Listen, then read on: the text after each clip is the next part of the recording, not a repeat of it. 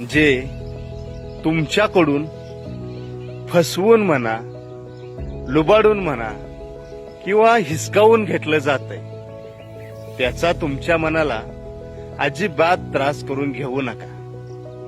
स्वतःच्या मनाला, मेंदूला सांगा, ते आपल्या नशिबात नव्हतं, ते आपल्या हिशाचं नव्हतं म्हणून गेलं.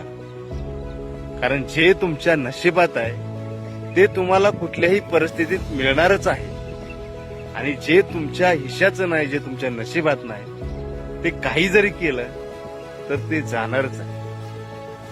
अजिबात त्रास करून घ्यायचा नाही.